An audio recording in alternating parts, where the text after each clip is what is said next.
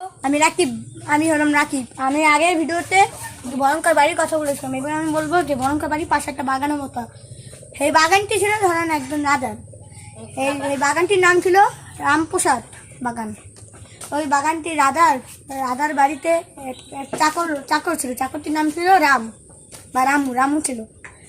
কিন্তু এই রামু একদিন বাজারে যাওয়ার জন্য বা রাজার কাছে অনুমতি নেয়, কিন্তু রাজা বলে 1 ঘন্টার মধ্যে বাজার থেকে ফিরতে। কিন্তু রামু 1 ঘন্টার মধ্যে ফিরতে পারেনি, তাই রাজা তাকে ফাঁসি করে দেয়। তাহলে আমরা এই ডিটেলস করলাম। তাহলে রামু মার্ডার করে তারপর একটি ছেলে ফুটবল খেলতে খেলতে ওই বাগানে চলে যায়। বাগানের পর দেখা যায় যে আগের দিন গ্রামবাসীরা খুঁজে দেখে সেদিকে মার্ডার পুরো শেষ। তাহলে আমি এখন বাগানে যাবো।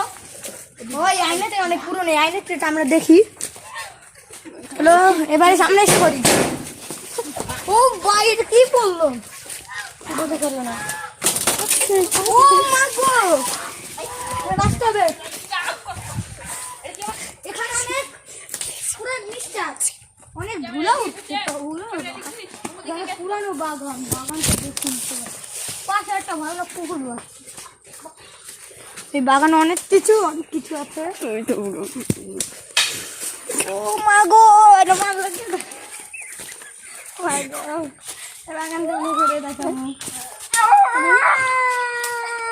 ব্যাগ শুরু করছে।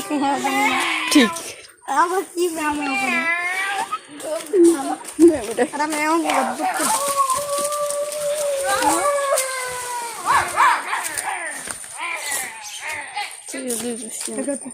ও মাই গড,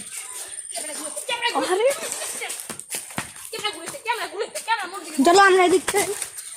ওই বাগানটা এখানে একটা খাওয়া হচ্ছিল অনেক আগে। চলো ঘাট আমরা দেখে ফেললাম, আমরা অন্য জায়গায় যেতে পারি। এটা কে তো মারতে পারে, আমি খেয়ে ফেলবো। কি করবো